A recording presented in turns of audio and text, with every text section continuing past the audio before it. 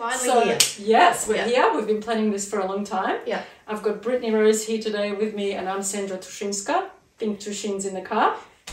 And we're going to be talking about funerals and the business of basically putting bodies down the ground or burning them.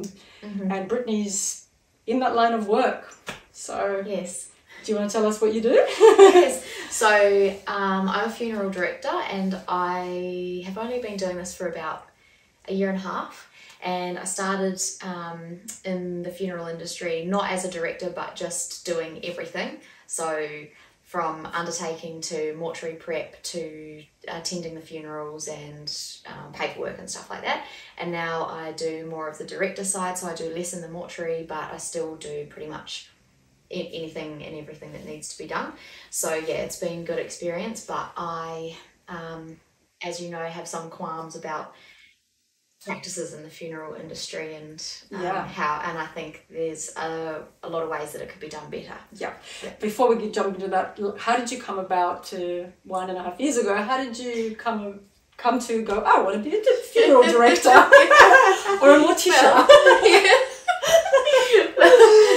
Well, it all started in the gully one day as you and I were working in the gully and... We're working on Mother of Millions, pulling out weeds. Yes, we were pulling out Mother of Millions, and I just had the feeling like I would just love to, because I'm into mediumship and talking to spirits and stuff like that, but also have a bit of a bent towards an interest in environmental regeneration too. I felt like it would be awesome if there was a funeral company that did things in a way more eco-friendly way, and you could do some land regeneration while you were burying bodies, but you could also talk to families about the spirit world, and you could talk to the spirit of the person who's passed, and it could just be like a complete revolution of the funeral industry. And then I thought, okay, in theory I'd love this, but I don't know in practice would I actually, so I need to get a job in the funeral industry and see if my theory is correct and if I can even do this, because how do you know if you can do that kind of work until you've done it, you know? Mm-hmm. You haven't dealt with dead bodies in a normal life until you work in that industry, usually, or another industry. But so that was why I decided I needed to get a job in the funeral industry. Yeah. And I remember pretty much we talked about it. I got really excited as well because I was like, oh my God, we could like decompose the bodies in a really, really natural way and get the fungi to sort of like decompose, or not decompose, but take care of all the chemicals that are, you know, involved in our bodies, and which we'll talk about in a minute as well. But what was exciting about it was you went and wanted to get work experience pretty much in that, like, was it the next day or within the next few days after that? Yeah, that week. Yeah. And then I got a job straight away. Yeah, which I didn't know if I'd be able to do, because I didn't know if I needed to be trained as a mortician first, but they said that they'll train me on the job. And it just happened like that, you know, as a result of the desire. So, yeah. Very exciting, very exciting. And it was such an exciting conversation that we had in the gully that day. Like, just, you know, bouncing ideas back and forth, and you being a soil microbiologist and talking about J. Rim Lee and the bodysuit that she made, and the TED talk that she did about the mycelium breaking down the body and things like that. And it was just getting more and more exciting the more we talked about it. So, and that was a long time ago, but then you took the initiative to go and get a job. And tell me more about this the side of things of how, what are the current processes? So like, for example, you know, someone dies, what happens from that moment on? So someone dies, and then the family or the hospital or the police will call the funeral home, and then undertakers will come and collect the body and either take it back to the funeral home mortuary or to coroner, wherever it needs to go. So if it's been a car crash or a suspicious death, it might need to go to coroner. So they have to go to coroner for an autopsy before they can go to the funeral home. And then from there, the funeral director will engage the family and just ask them to come in and make funeral arrangements. That's the family's already chosen their chosen funeral home by that point. And I think it's important to say that with coroner's cases, the government contracted undertaker has to collect bodies from those cases. So if the body has to go to coroner, there's one funeral home in, say, an area, like we live in the South Burnett, we live near Kingaroy, and so there's one government contracted undertaker in Kingaroy, but there's 3 funeral homes in Kingaroy. So if it's a coronial case, the government contracted undertaker will come and collect the body. That doesn't mean that the family has to then go with that funeral home. They can still choose whichever one they want. So the family chooses the funeral home, the body ends up at the funeral home, the funeral arrangements are made, the mortuary prep is done, and then the funeral is had, and then there's either the burial or cremation. And your job initially was basically to work with the body, to go to the scene, pick up the body, bring it back, wash the body, do all the prep before the funeral. And that was interesting because there was more prep than I realised. So there's the bathing of the body and doing the makeup, but there's also the stitching of the mouth, and the you can, a lot of times you'll either inject the eyeballs or put in a little plastic eye cap underneath if the family's having a viewing, so that it looks more normal, because the eyeballs deflate once you pass and there's no blood. So it's, certain things are done to make the body look more normal, to keep the mouth shut, to keep the eyes looking rounded and things like that, so that people can view their loved one in a certain state. But that's an issue, isn't it? Because from an environmental perspective, you're using chemicals and plastics to do that. Is that so?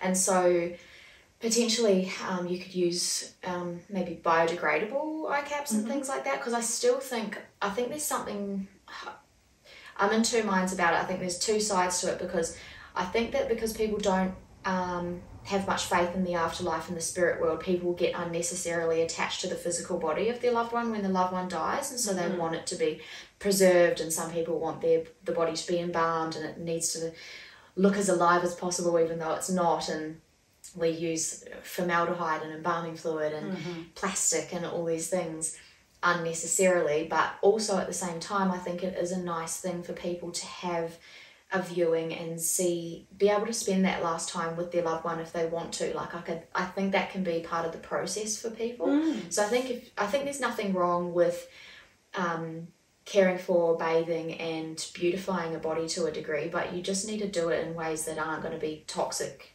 in the next phase of what's going to happen with that body. That's right. And even, I mean,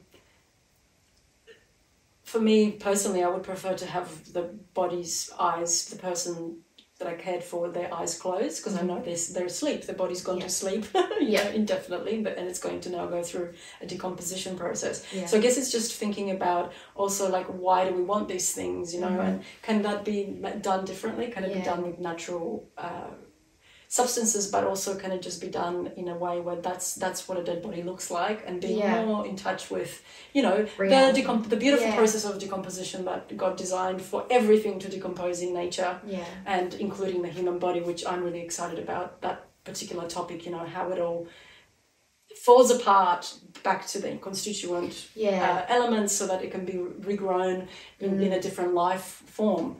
And I didn't think much of it until talking to you and then doing more research about it, in the sense of, I just thought, if you just could bury a body into the ground, isn't that good? Like, that would be the way to go, that's the natural way and stuff like that. But after talking to you, I understood more that there needs to be a microbial process because of the amount of heavy metals and toxins in the body these days. It's not actually good for the ground to just put a human body in there. So there needs to be these additional helps. Exactly. Processes. And you were reading earlier, we were just having a little discussion earlier previous to this, and that, what was it, how long does it take for that, once a body is buried and it's just buried like naked, as in with all its chemicals and everything that are in there, because it's called a process of bioaccumulation, where we actually take on and accumulate. Our body's so good at accumulating in our fat cells all the heavy metals, all the chemicals, all the medications, all our hormones, the pill, everything is in there. So it takes a while, we said earlier, for a tree, for example, to grow, to be able to grow. Is that I read somewhere that if you just bury a body in the ground without any mycelium or any composting process or a mycelium shroud or anything, nothing around that ground or in that soil can grow for at least a year afterwards. So because of all the chemicals and the toxins and the ammonia and stuff that are leaching out, and then that goes down to the groundwater and it goes to the soil around. And I didn't realize that it's actually that toxic. You don't think, you sort of just think, oh, it's a dead body, it will just rot now. But it's not that simple anymore. Yes, exactly. And the other thing is as well, like there are also all these, you know, plastics involved in the process. Not only do we add them sometimes during the sort of funeral process, there are also, you know, implants of different kinds that people have. Yeah. Sometimes, you know, breast implants, metals, which, you know, in the ground they will decompose if they're just metal. The pacemakers probably have like electronics and other things in them, maybe. Yeah. So there's even polyester clothing and coffin lining and stuff like that. Like that's not going to break. That's plastic. Yeah. And we're burying that into the ground, and there's a lot of people getting buried. And if we were to burn it, there's not much. It's not a much better option, is it? No. A lot of people are going for that because it's a cheaper option and it seems like a more environmentally friendly option, but when you break it down, it's not, because of all the fuel that it takes. So yeah, it can, because you're having to burn a body at like 1,000 degrees Celsius for up to 3 hours. Wow. So that's a lot of fuel. Wow. So it can, you know, like it can take like $300 worth of gas to burn a body, but then all of the it's that unhealthy release of all of the toxins going into now the atmosphere instead of the soil. So then it's going to the clouds, and then it comes back down in the rain, and so it's not. Neither of these seem like a good solution to me. No. And carbon dioxide getting released, and we were all talking about, you know, all these things like gases, and not just gases, but yes, heavy metals. They don't break down any further, so they go up in the atmosphere and they land on the people directly, sort of in the vicinity of the where the process occurs, where the cremation occurs. So definitely not. And also the interesting thing is that coffins are super expensive, and some of them are elaborate. Yeah. And then they get burnt as well in the process, and they may contain all kinds of nasty things as well. Stuff, because like not a lot of the coffins are solid timber. Like some of them are, but that's getting more expensive. So where I work, the cheapest coffin is about $1,300, and that's a very basic like MDF coffin. So that's expensive for the cheapest one. And then the other coffins, a lot of them have like a laminate sort of thing on the outside to make them look like they're fancier wood than they really are. And so that's all, I don't know what's in that, but that's chemical. And then even when they are solid timber and you're just burning the wood, it's just such a waste of trees. In my opinion, like there's a lot of wood that's going into making the coffins, and then they get used for 30 minutes to an hour for the funeral, and then they get burnt or buried. And I think about when we're burying these coffins as well, it's like there's plastic on the outside, there's plastic handles, there's plastic lining on the inside, so that's going to take ages to break down. Then when it finally does, and everything from the humans leaching into the groundwater and the soil around as well, it's process, like it's delaying the process of decomposition, but it's also adding a lot more unnecessary garbage into the environment doing it this way. Yeah, and then on top of that, if you're delaying the process of decomposition and it's all anaerobic, there's no oxygen present, you're actually creating very nasty disease-causing organisms, because these organisms are there's meant to be enough airflow in the soil, you know, soil has oxygen in it.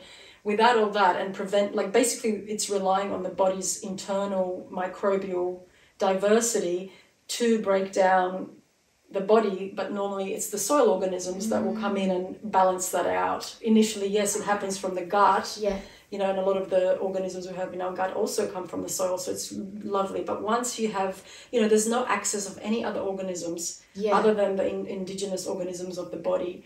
And they're dealing with a lot of toxins, you know, and then you've got this, I can just imagine it's like a cesspool of gas forming, it's supposed to be nice, oxygen-rich environment, instead of this very, very deprived, you know, completely unnatural. It's like putting a coffin in the middle of a room and allowing the body to decompose that way. We know how much it stinks even when meat goes off, you know, without the microbes from the soil doing their job.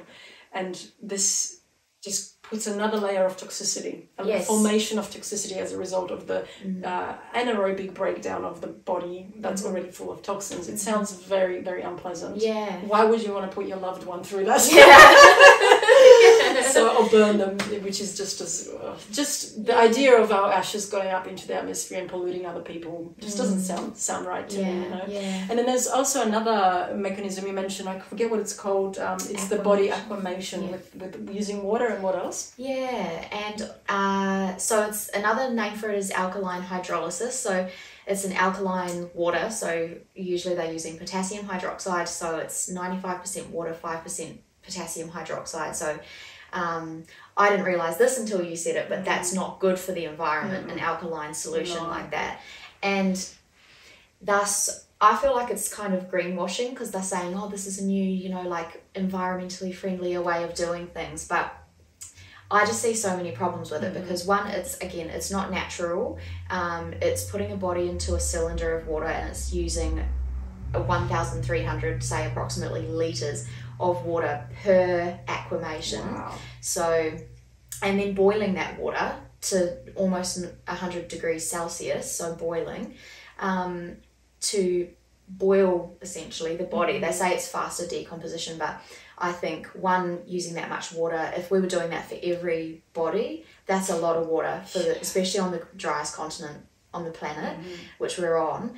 And then also there's the energy. It's very fuel hungry, like cremation, to be boiling water for that long, because it takes 6 to 20 hours, whereas a cremation won't take longer than 3 hours. But yeah, so, and then I just don't think people are going to really go for it that much either, unless I understand that people do because they want to do a more environmentally friendly option if they can, and they think that this might be it. But aside from that, I don't really see people going for it that much, aside from that reason, because basically you're ending up with, to me you're ending up with a soup, you know, and then the bones that don't get broken down need to be ground up, and that's the same with cremation too. There are larger bits of the bones that need to be ground down afterwards in a processor, kind of like a blender for the bones.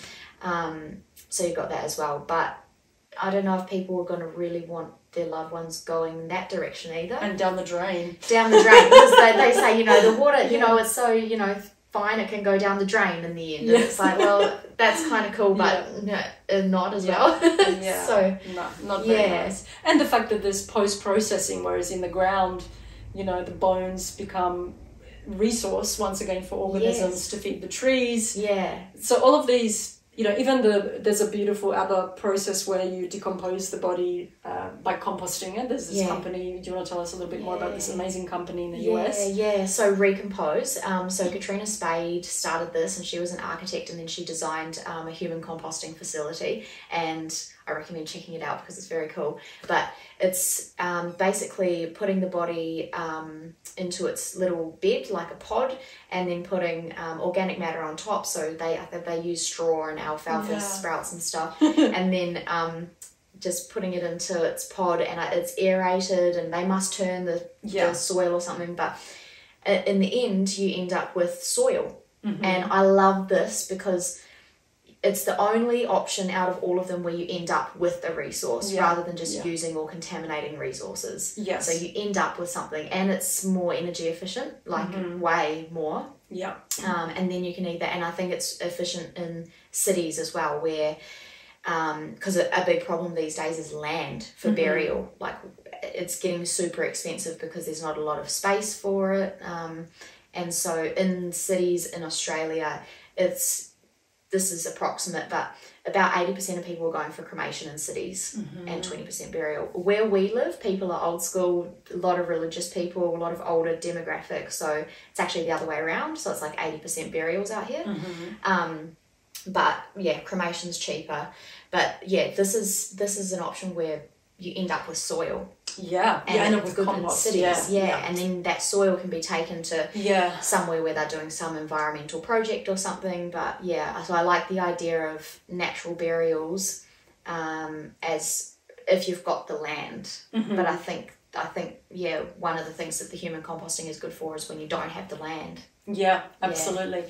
And when it comes to even natural burials, it's a step up, isn't it? Because from what I've read, there is no, the clothes have to be natural that the person is dressed in, or it's a shroud that they put on as well, instead of a coffin, for example. You know, there are sometimes cardboard boxes. There are a few in Australia, in Queensland.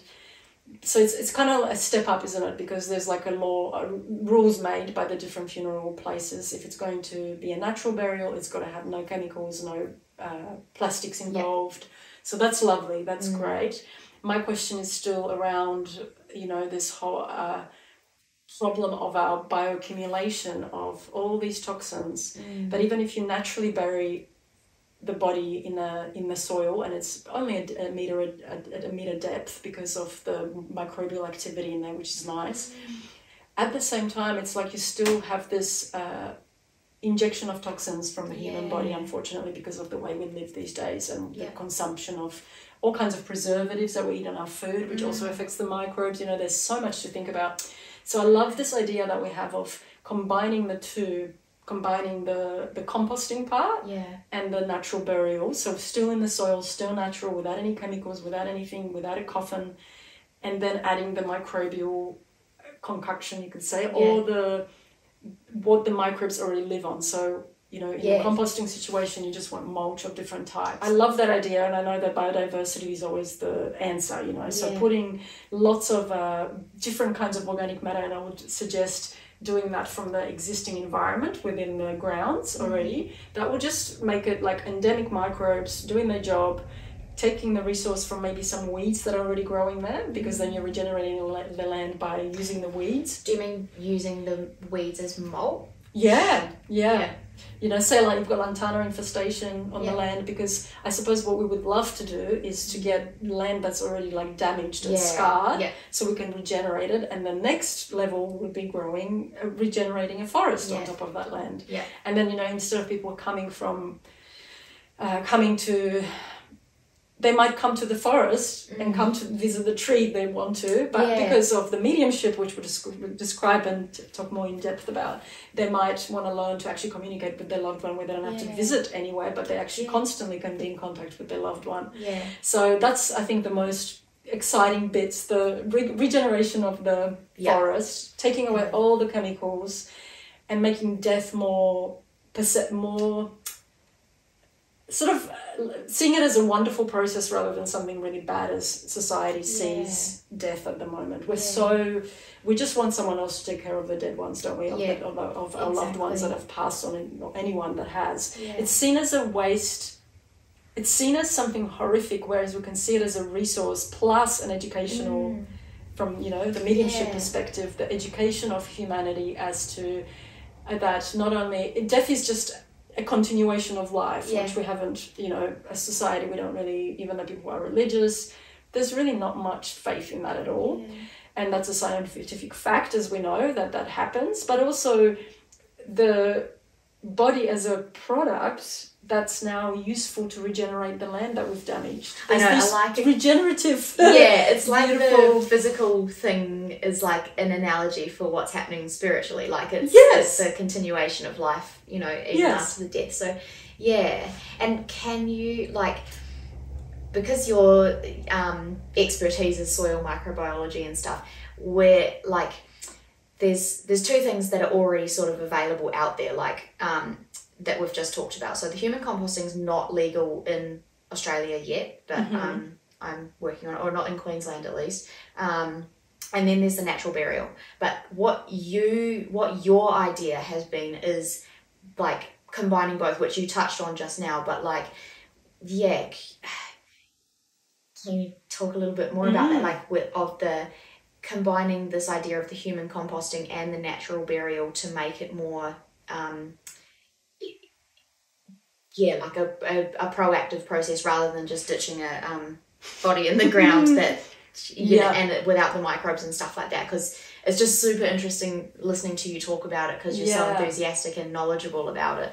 What's missing is the fact that soil microbiology is already so depleted, we've already done so much damage, like 2/3 of world soils are pretty much dead. None of this microbial life that feeds plants and feeds us as a result exists anymore, you know, because we've depleted the soils, we've ploughed them, we've poisoned them. So natural burial is great, and especially if it's in a natural area that hasn't been much disturbed, but we want to, you know, no one wants to go and cut down a forest to bury people and put tombstones on there, you know, it defies the purpose, which actually has been done. That's how it's done. So when we've got the natural soil, it's great. It's got some microbial organisms still doing their jobs. But what I'm thinking is, like, why don't we combine the composting with the burial, because it's still in the ground, so it's in situ. You don't have to take that away then and put it somewhere else.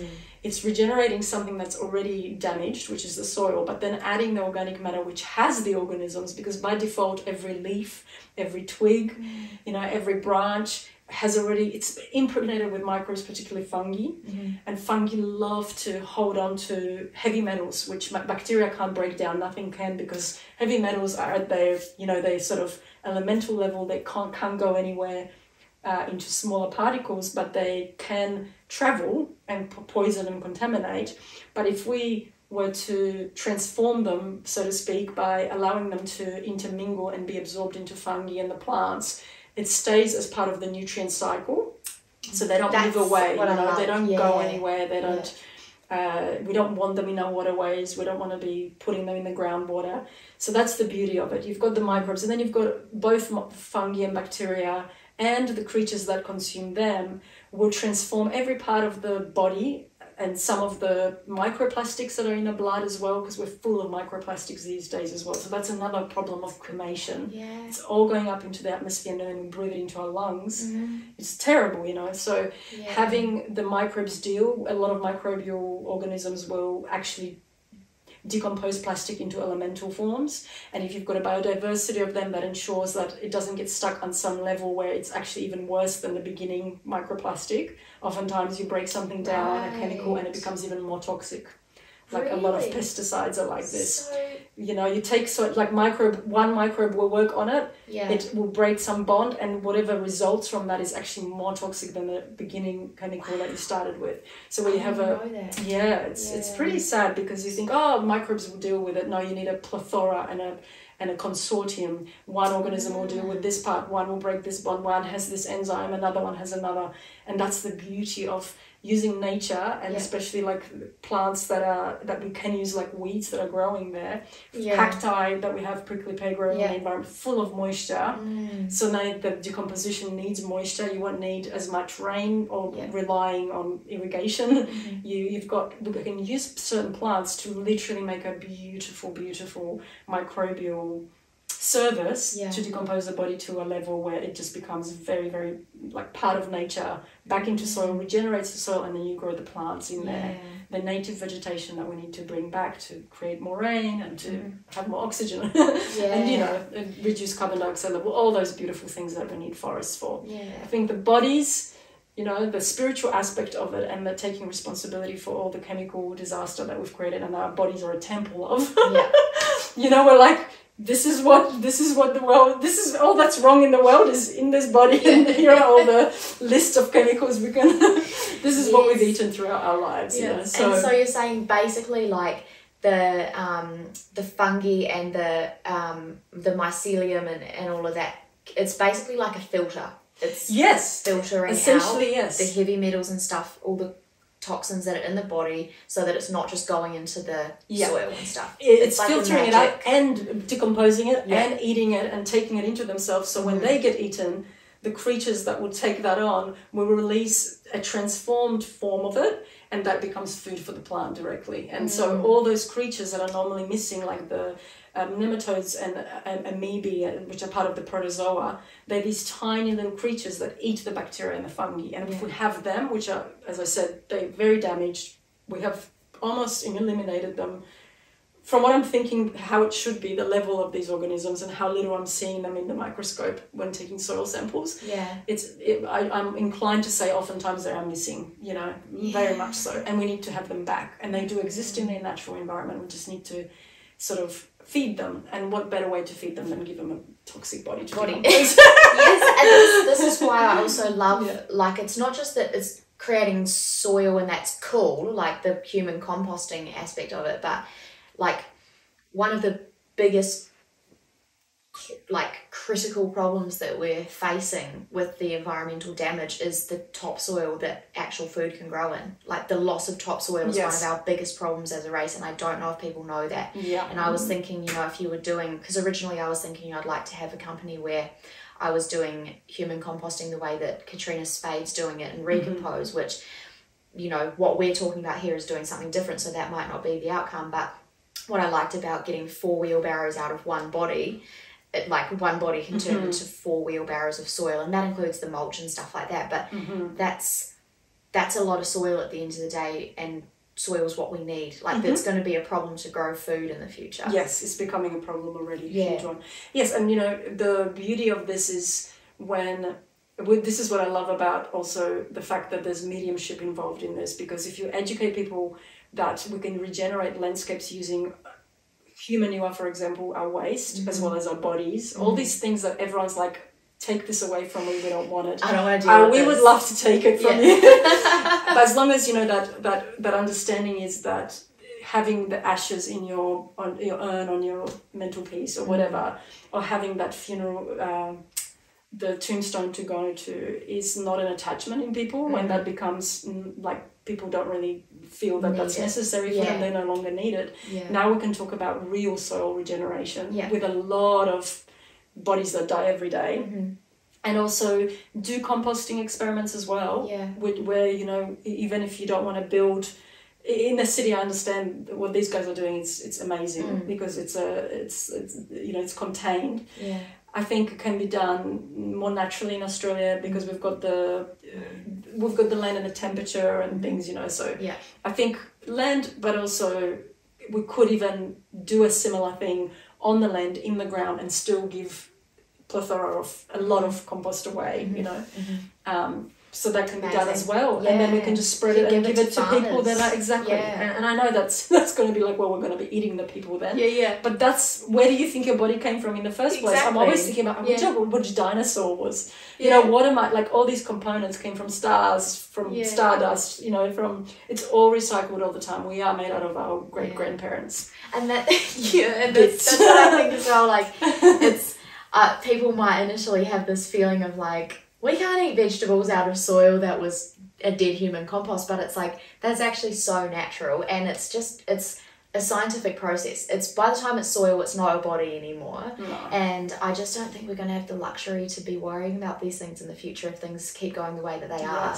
Exactly. And I think if you can create soil, that's like creating water. Or because in this, what I'm understanding, like when they compost it, it's the bodies, so the elements from the bodies and the mulch combined together, isn't it? Like, really, and that becomes soil food, but also partly soil because you've got all the minerals that might not be present in the mulch as much as in the body, which is kind of very interesting. I guess it doesn't have the mineral and the, you know, the sand, clay and silt particles, but it's got to be elements, you know, so it becomes food once again for plants, which definitely, I think, I'd love to have a big pit and, you know, sort of decompose all kinds of things in there, human manure and bodies and, you know, roadkill animals of farms that are killed. Oftentimes it's, you know, the farmer has to dig the big hole. There could be a facility where you actually, locally, you know, there could be pieces of land all over the place that are designed for this sort of enrichment. Enrichment and growing of trees. Exactly. And the idea, really, for me, like the fact that a forest can be grown out of human bodies being, you know, servicing the plants to grow, and then habitat being created for animals and wildlife. I don't think it's like a really, really lovely gift that the body is. And that's how it's supposed to be. And now we have to make it into, you know, we have to go through all the rigmarole of dealing with certain laws, because laws are often designed to do the opposite of that still, you know, and we need to actually change how it is, and because going back to nature is always going to be our solution, isn't it, for everything. And I'm just going to look at what other questions I have related to that, because I really want to talk about mediumship. I think we've covered all of the burial. Yeah, we've basically provided the solution. We've covered all of the issues like plastic and chemicals use and... Yeah, I think just the only other thing is that doing it this way would be so much cheaper. You know, we were That's talking right, a lot the about costs. the costs. Yeah, so tell us more about this. How much it costs currently on average to bury a person? So on average at the moment here in Queensland where I live, where we live, it's like an average funeral, say, okay, even if you were just doing a direct burial where you're not even having a funeral service, that can still be like $11,000. Or like, a direct cremations like can be anywhere from like $3,500 to $6,000. But you say you were having a service and you were doing a burial and stuff, it's not uncommon for those services to be like $16,000. Wow. And you know, nearly $4,000 of that goes to council straight up for council fees, which is, you know, purchasing a plot in a graveyard and digging the hole, and the admin fees and stuff like that. But then, you know, there's big service fees on top of that and stuff like that. And I just think the funeral industry, like any other business at the moment, is a financially competitive industry, and I don't like that because I don't think it should be, because it's a service that everybody needs. It's like food, housing, you know, that kind of thing. It's one of those services. It's an essential service, but it's so expensive. Yeah, it's so expensive, and I just think I would love to do it this way, because then it doesn't have to be. It's not costing the environment. It's not costing the people. It's creating something productive that's giving back to the land that's been so taken from. So yeah, that's just another element of why this is a good idea. Yeah, this is a great idea. Yeah, cutting down costs and making it more. Yeah, it should just be as easy as putting the body in the ground. That's how it used to be, right? You dig a hole, you put the body in the ground, and that's pretty much it. The only thing is the digging part that's costing you labour. And then people were more in touch as well with the whole process of taking responsibility and being in contact with death as a part of life. Exactly. And that was one of my, when that day in the gully, when this idea first sort of sprang up, that was one of my feelings too, is that people can that way be more involved with the whole process, because there's a big disconnect with when a loved one dies. There's a big disconnect, because they go to the funeral home and then a lot of that is all the bathing's taken care of, the prep's been taken care of. The next time they see their loved one is in the coffin, whether that's with an open casket or a closed casket, like maybe they don't see their loved one again physically.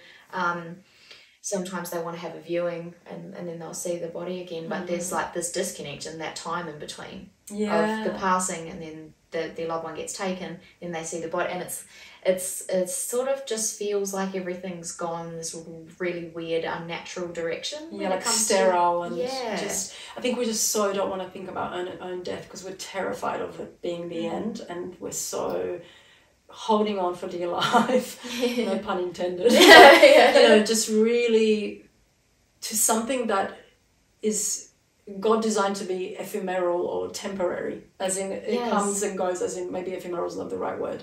Definitely temporary, the beginning of life and then continuation of life, but not in this physical form. And this is where it brings us down to the exciting topic of mediumship, because you initially were excited about this because of your love of the ability to speak with spirits. And tell us more about it. When you're working, well, first of all, tell us what mediumship actually is. Define it for us in this correct definition of what it is. So I would say it's just the communication between people still in the physical life, on the physical earth, and people that are in the spirit life, in the spirit world. So it's just the communication. And the ability to do so. So everybody's got the ability to do so. It's like a faculty of our soul that God gave us, you know, and that's what Jesus and Mary have taught us in Divine Truth, and that's what's helped me understand so much more. It's just coming across Divine Truth has helped me understand mediumship so much more. But basically, that's what it is. It's just communication between us and the spirits. And we are spirits. So besides our body here, we've got almost the same body, but a physical body and a spiritual nature.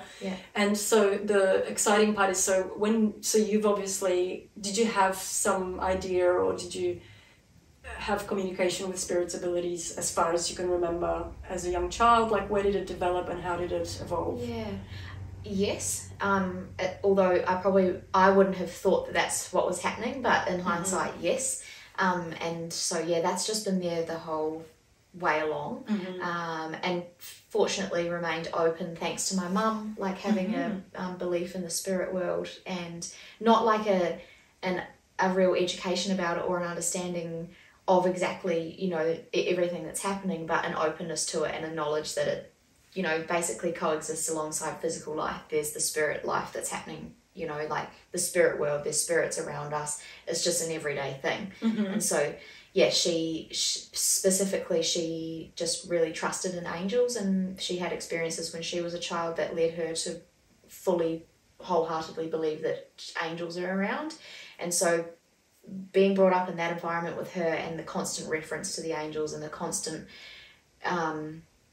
I guess reference or openness to the supernatural, it helped keep my mediumship open, where a lot of people, the mediumship gets shut down more because there's not that openness maintained throughout childhood, or they get told to just quieten down when they've got, you know, have an imaginary friend, or they're having spirits in their room at night or things like that, or they don't even talk to their parents because they just know there'll be like a lack of understanding at best, or punishment at worst. And so it gets shut down for so many people. But fortunately, and sometimes I feel it's unfortunate, but mainly now I feel it's fortunate, like my mediumship was left open because of the type of upbringing that I had.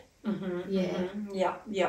And then obviously you've discovered more about mediumship and what it entails, and what loving way to conduct mediumship, and how to love people in the spirit world through the Divine Truth teachings, which we'll put a link to, because that's what I've learned about it. That's how we met as well. From mutual interest in Divine Truth. So and so with the mediumship, I guess it really relates to this wholesomeness of this idea that we have to create grounds, and as well as the space to be able to help people that have passed, as well as people not only with their bodies, but as well as the people that have loved them or love them, to have a much more realistic, real experience of what death is, but also the communication channel, because you'll be able to communicate with these spirits. You do communicate with spirits. Some of them come to you when you're dealing with their bodies at work. What so kind of state are they in? It varies depending on the person and their age and the nature of their passing. There's been a lot, especially when I was doing more work in the mortuary, I would talk to them a lot more as well. So I do miss that aspect of it a bit, because I don't feel like I'm doing as much mediumship work as I used to. But I've experienced a whole range of things. Like, some people are asking me what happened, like how did they die? Like, there was a man who died of a heart attack who didn't know what had happened, you know. And some of them are stressed out about things like, what's going to happen to my son, what's going to happen to my dog, you know, stuff like that. Some of them knew that it was coming. Like, the elderly people are often, especially the elderly women, they often feel more accepting of it, but at the same time still there's not a knowledge or a focus or even an interest in what the spirit life now holds for them. There's still so much focus still back on the earth, like that's been their whole life and that's what they're still focused on. And then I've had people who are really freaking out, and then I've had people that are happy to have a chat, and I try and introduce them to a helpful spirit who's been in the spirit world for longer than them, that can be their friend and introduce them to their new life and their potentials, and how they can still stay in touch with their family in a healthy way and stuff like that. So there's a huge range of responses that I've personally experienced. And yeah, some people die traumatically. So some people are telling me, you know, this is who killed me, or, you know, how could this happen to me? This can't be right. Like, I'm only 30, you know, stuff like that. So yeah, there's a lot of, and it's just very normal. It's like, they're just a spirit now. There's nothing to be sort of afraid of in the sense of just spirits in general. Like, it's just that you've lost your physical body, but you're still who you are. You still had the same thoughts that you had. You still care about the same things that you cared about. And so it's just like having a chat to them if they were still alive in a sense, except that this sort of major transition has happened. Yeah. And so obviously having someone like yourself working in the industry, but also just being there with the body as well, because people are just like, wow, like they're still thinking, can I re-enter this body? Because no one taught them about death, and yeah, as you say, a lot of it is trauma and they're not prepared for it. That's a very, very useful service to help people with passing, and that's something that should be taught so that everybody on earth learns that a life doesn't end. And then, of course, the family side of things as well. Like, I would like to know if some, when members of my family pass, I'd like to know, like, if I care, where did you go? What's happened? What's happening for you? If I can't do it myself, the mediumship part of things, I could ask someone like yourself to help with that, which is a lovely service, I think, to humanity. And it needs to be seen more as a service and a great gift and an essential one, because it would allay a lot of fear. Because we're terrified of death and we're terrified of the spirit world. If we believe it, because we think we're going to go to hell or heaven. Most people probably know that we're going to go to hell because the world is in a hellish condition. It's like this, such an essential thing, and I think it ties in so nicely that it should be part of a funeral service, part of the service. And I suppose for people that might go, oh my God, these are two crazy women talking about the spirit world or spirits, or that we're spirits, or there's a spiritual nature. When you think about it, like, it's such a scientific, it could be so scientifically easily proven that it happens. Just even if I said, okay, my grandma died, can you tell me that this is my grandma? And you can tell me facts about her that only she would know, and you might not know me. Say I'm Joe Blogg from down the road. That it's just so easily verifiable, and it's just scientific fact. And so whether you like it or not, it's just a fact, and it's a lovely thing to be able to know. Not that I for sure have still 100% feelings inside of me that are like, I don't feel spirits as well as you do, or hear them as well, Sometimes I have some recognition of that it's happening, and I know as a child I was terrified because I was, it comes down to the terror of being a child and being told certain things, or threatened, or spirits threatening you because there are nasty spirits out there. So, and a lot of religious dogma sort of taught to us that isn't correct. So that if you talk to spirits, you're evil. There's all these misconceptions. So this can all be nutted out, educationally dispelled, and proven and shown. And people wouldn't have to have as much turmoil and grief, and the idea of it isn't to sort of like save everybody from their sadness, but if it's alleviating unnecessary suffering, that's a good thing, and that's what truth does. And it's like truth is the sort of like the thing that can help people with their fear and stuff like that, or their unknowing, or their just some of the deep grief that I see in people because they think that they're now forever separated.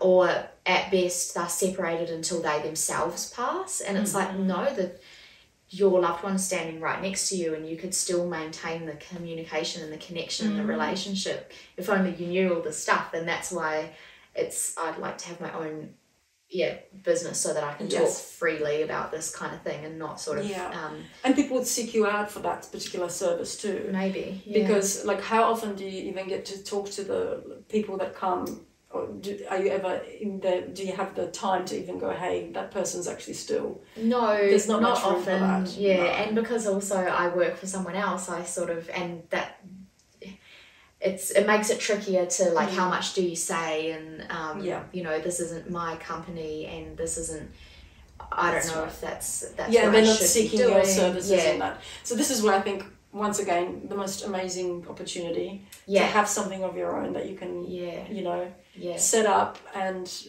basically run according to how love would run it. The truth, the truthful side of things. I mean, it can be the most truthful, incredibly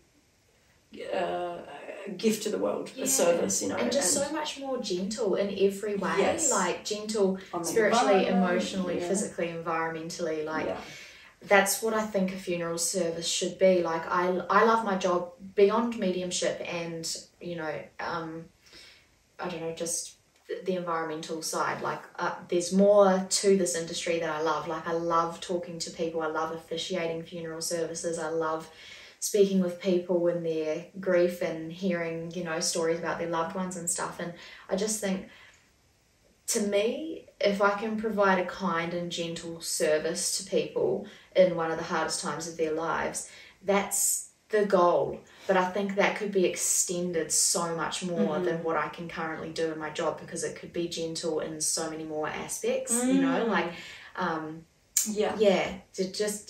gentleness and truth and kindness, it could just be a complete revolutionization of how it's currently done. Absolutely. And not to mention, as you said, you know, some people get killed, and then it becomes a murder mystery.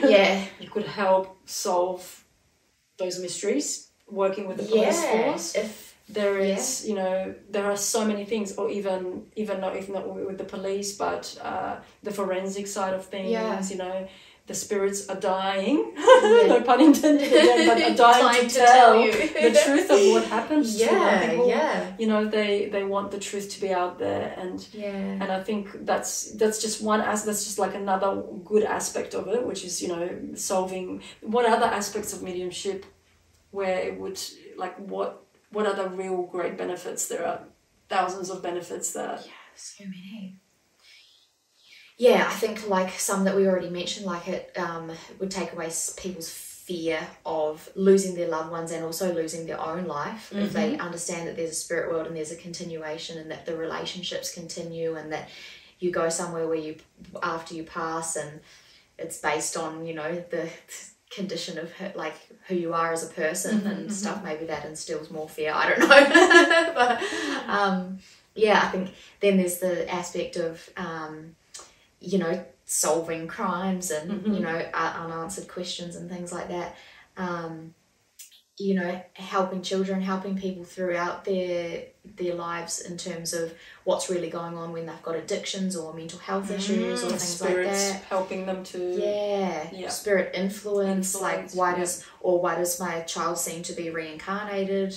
You know, because when, you know, reincarnation is not true in the mainstream way that Earth seems to think it is, and so there's just so much untruth that could just be straightened out, you know, and it's not, you know, you're not suffering in this life because of your past life, and you're not, you know, there's not all these things that are happening for the reasons that you think they're happening. A lot of things are set up by spirits, and relationships, deaths, you know, and it's like if people also could have contact with their guides and guardians, they could have a much better existence in their earth life, and then be more educated going into their spirit life. They could be more prepared for their spirit life.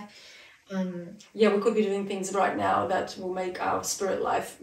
Not only do we, you know, Jesus often talks to us about preparing for a trip, as in like we prepare for our trip to go to New Zealand, wherever, you know, on holidays. But we're going on this extended trip from which we cannot come back. And we're already setting up our life in, you know, we're already living there while we're asleep, and, you know, and we're not preparing for that at all, because, and then no wonder we're like, when we die, we're completely freaked out by the whole idea of not being prepared. And I think because we're so wanted out of our minds, because we're so terrified, I think just the terror of it is a crazy state to be in. Like the world is in that state all the time, and we're all terrified. And I just think that education is the key to everything, you know, and especially in as well for parents who have lost children or lost babies, or just all the truth that can be told about what really happens when you die. I just think that would just benefit people's lives and the state of the world so much. Absolutely. And also, you know, earlier we were talking about, you know, because you especially are passionate about the physical, like the scientific aspect of breaking down a body and stuff like that, and, you know, I find it interesting too, but it's sort of like we can joke about, you know, breaking down bodies and stuff, but a lot of people find that really freaky and scary to think about, and I think it's partly because there's not a detachment from the physical body being that person. It's like that person is now in the spirit world. They're standing next to you, even though their dead body is here. So we can sort of talk about it like, you know, it's just a body. But there's not that separation. I feel like people often cling to the physical body because they don't understand the spirit life and continuation of the existence, and that the body isn't your person anymore. Like, your person is still alive and existing, and yet the body was just their vehicle that they lived in. And I think that it's ceremoniously, it's nice to have a goodbye with that physical body. Like, that's the body of the person that you have known and loved and touched and hugged and kissed and laughed with and cried with and all of these things. And it's almost like a bit of a breakup to me. It seems like the spirit is kind of breaking up with their own body in some ways as well. But I think that there would be less call or demand for embalming services, and you know, it's got to be which in is the fancy all coffin. so toxic and terrible. Because and expensive. Because you can still honor the person or still be speaking with the person, and you're not having to make this whole elaborate and toxic situation with the physical remains of the person. So I think that would be a benefit of the mediumship being talked about as well. Absolutely. With the embalming and stuff, not only is it like huge, like pretty bad, nasty chemicals like formaldehyde, which is carcinogenic, and people have to deal with it, the people doing the embalming. What does it involve? It involves, tell us what it does. So embalming is basically where you're wanting to preserve the body. So this doesn't happen with everybody in Australia.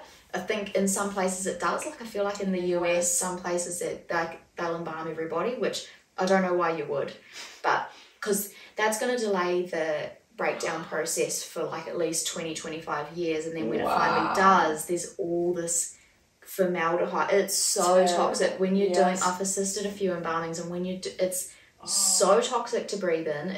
It stinks. It's poison. It's pink poison, and the idea is to pump it into the major arteries, and so you're basically almost pushing the blood out and replacing it with the embalming fluid. So it brings like a rosy pinkish look to the body, but it also pumps everything up and preserves the body. So like you might do that if you didn't want the body to decompose because the funeral can't be for a month for some reason or something like that, or if the body needs to get repatriated back to its home country, or, you know, people have reasons for wanting to preserve a body, but it is really toxic.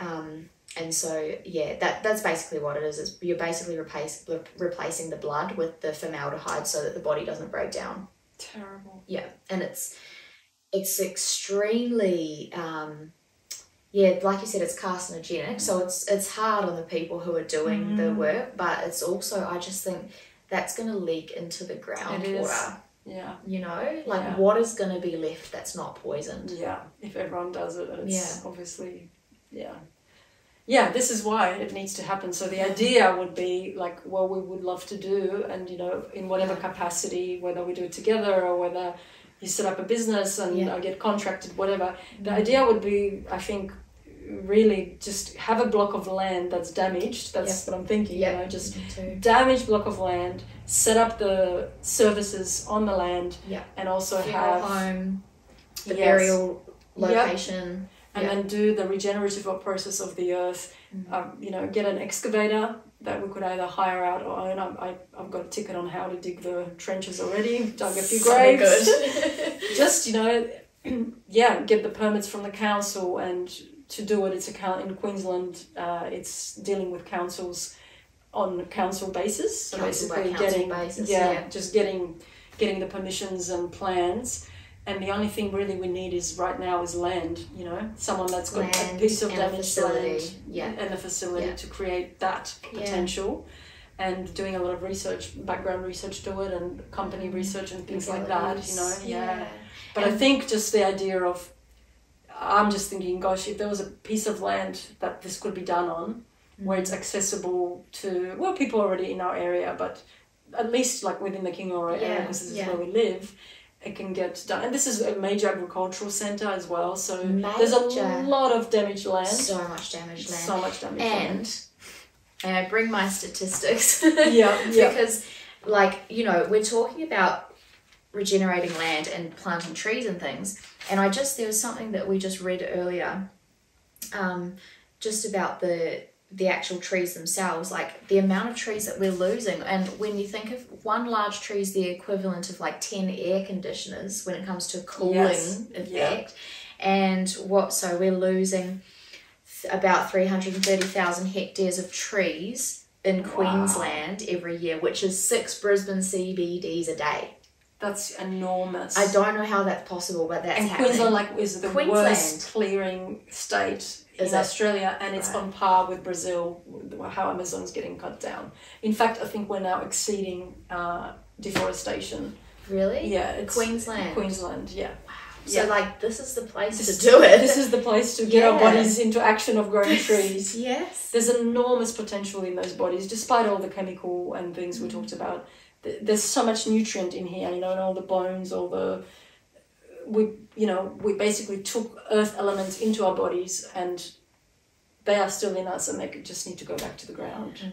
And could you maybe give like a brief overview to, like, I don't know, encourage the passion in this idea of what the biotic pump is and why we need trees for rain? Yeah. Because I'm thinking driest continent, and then this is the state where we're losing that many trees. Why do we need trees? Yeah. Do we really need trees? Yeah. If we want to breathe, yes, we do. Yeah, and that's if we want problem. Rain, that's the thing. Right. I don't know if I didn't know this until recently.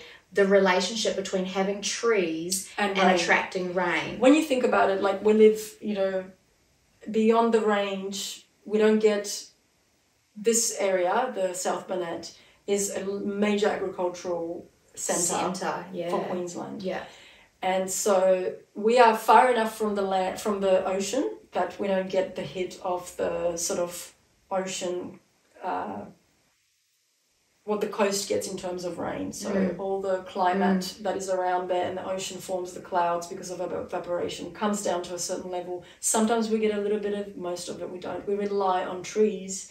That's where majority of landscapes, this is where, especially large continents like that, where the ocean is quite far apart from, from either of the, away from the perimeter. Yeah. We rely on the transpiration of trees. So what it is the tree needs water. Yeah. It takes up the water through its vein network.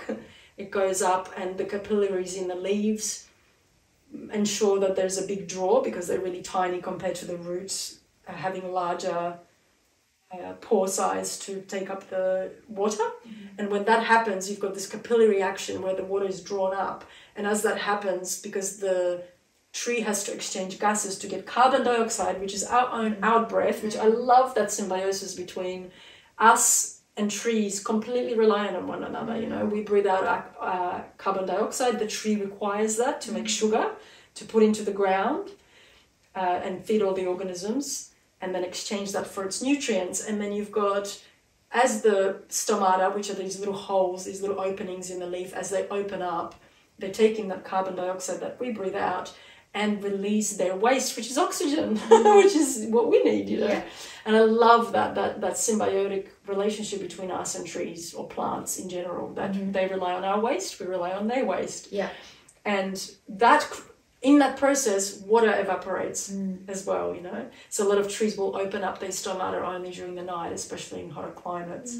So every time the tree breathes, it releases water into the atmosphere. Yeah. And if you've got enough trees doing that, you get clouds forming. And then the fungal spores come up in forests as well, which obviously we require wood for fungi to grow. And those spores nucleate the water droplets in the atmosphere, and that's what forms rain. So it's the spores of bacteria and fungi that are actually, pretty sure bacterial spores would do very similar, but it's that nucleation process to actually make it heavy enough to come down. So that's why we need the trees to get the rain. Because in my non-scientific version of what you just said, I understand it as it's almost like the trees talk to the clouds to get the rain. There's a relationship there. So it's like if you don't have forests, Yes. you're not going to get then rain. No. It's not just a case of clouds need to come and just fall rain the clouds on us. have They to need form. the trees actually form the clouds. That's right. Yeah. That's why you've got like cloud forests. Like if you go to the Bunya Mountains, which is our only remaining like sort of largish, it's very small national park. Yeah. When you go there, it's meant to be a cloud forest, and when you're there at like sort of evening and in the morning, early in the morning, there's a big. It's like a cloud going through the whole forest. You know, it's very dense. It's like huge fog, wet fog coming through, and that's because the trees have transpired overnight and released all of this moisture, and that it just hangs in the air. And it's so much cooler up there when you go up there on a hot day. You've come from Kingaroy or something, and you go up there. It's so cool because the trees cool everything. Exactly. We need that moisture in the air is what cools it, and that's what we need. You know, and we without trees we're going to die. And we want to die in a way if we want to feed the land, but we need to also do it in a way where it can be fed rather than just burning us up and making less oxygen and more carbon dioxide available. You know.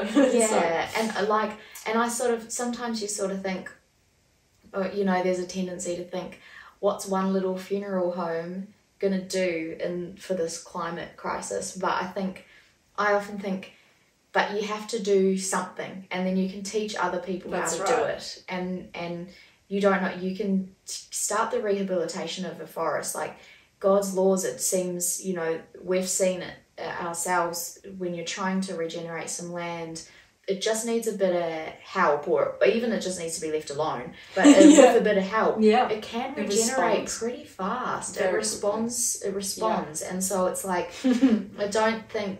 I think, you know, it seems like we're quite close to the brink, but not quite beyond it. And I think and even if we were beyond it, like I would still do everything in my power to do something, you know. And it's like, whatever it is, we all have the capacity, and if one person does it, and as you say, you educate just by doing and being, and people asking you questions, and it starts with one person, you know. And I think the combo between the two of our passions coming together is pretty cool. It's really cool. And unique. Yeah. And I think, you know, having that whole, I love the holistic nature of it. Me too. All the way from the, you know, we're taking care of the people dying, the people living, the people going, the people trees breathing. growing, the body decomposing, like the whole thing. Yeah. You know, and making it as real as it possibly can be. I remember when we once talked about this, we were making jokes about having like a mincing the body up first so it can go quicker into the ground and decompose much faster, which probably is still not a bad idea. Yeah. Especially that they do grind those bones up at the end, but they do. Probably don't need to go as far as that. Yeah, and people might not. Having a giant boundaries up already. Let's push all of them. We've got to be future innovative. plans. Sometimes, you know, innovation happens in the craziest of ways, and sometimes it might be a good idea, and we will see. We'll see how it goes. But no, I think beautifully burying, like just like an animal dies, you know, slowly. The organisms, usually it's like I've seen, you know, wallabies and things, and they blow up, the microbes, sort of the gas starts escaping, there's ruptures, and then there's flies landing. Usually if you do it sort of above ground, there's all of these beautiful organisms that we also don't like very much, like flies coming in and doing all this beautiful decomposition, you know, and the maggots sort of get in, and it's all just like, to me it's amazing, the biodiversity of a body, of a decomposing body. It won't happen so much in the ground. It's much more, unless flies are able to lay their eggs and things, you know. So it's a very different, much gentler, much sort of less explosive way, slower, and still very, very, very quick. But because it's microbial, it's different. And I'd love to one day be able to experiment and see what actually happens there. You know, put the microbes under the microscope. Maybe not with a human body, but definitely with animals, because it all needs to be studied so we understand you know, the actual processes and the scientific sort of stages that the process happens in, once again for education purposes and our own marvels at God creations, God's creations and God's laws and processes in all of that decomposition. Like I just love the cleanup system, you know, the flies, the maggots. It's so clean if you do it as close to possible as nature, and that's another reason why I don't like the alkaline hydrolysis as a new solution, because it's not natural. Whereas what we're talking about here is working in harmony with the nature's laws already. Whereas boiling someone in a cylinder, that's like not natural. That's not natural. And also I think people would go for this idea that we have if it was available, but it's not available. Like natural burials are available in our country, but you know, people would go for these ideas. They just need to be there, available. No, people do care about these things. So I so look forward to digging in our first grave. Me too. Where we're actually going to place a body in. So if anyone wants to volunteer their bodies, let us know. We're going to start the ball rolling. We just need to figure out how to get the cash and the land and the... That's it, the land, the facility. And when I say the facility, it's like a funeral home, so like an actual building, and then also with like a mortuary. Crematorium. Mortuary. Mortuary, not crematorium. It's getting late. No, we're not cremating anyone. No, ever. No. That sounds great. That's all we need. Not much. We can do it. We can do it. No, but seriously, I think it's one of the best business ideas ever. I think so too. And if anyone's done it out there, we need to find you. But I think, with the mediumship and everything, I think it's quite unique. And I think we could share it. We could share the process of it. You know how Katrina Spade has shared her recomposting and other people have done it. We can share doing it this way. This might be more appropriate for other people in other parts of the world that aren't in cities. So and opportunities for training, like in both sides, the physical decomposition, the mediumship part. Because training people sessions, or education sessions, a facility, because it needs to. It's just too huge. Well, so many things get solved in doing it this way. Would be basically solving so many different issues of where we are right now, and bringing awareness to even like talking about how toxic the bodies are. How each one of us, do we want to contribute to that by eating what we eat or using medications? And once again, mediumship and understanding the emotional nature of being a human, the human soul. And, you know, having that as part of the education process means people care more for themselves and what they do to themselves while they're alive. And also care for their spirit life by preparing for it, you know. There's so many beautiful benefits. So many. They're endless. We're just talking tiny beginnings of what we can conceive now, you know. So I think it can go a long way. It's exciting. Exactly. Well, thank you very much, Brittany. Thank you, Sandra. Again, not in the galley this time.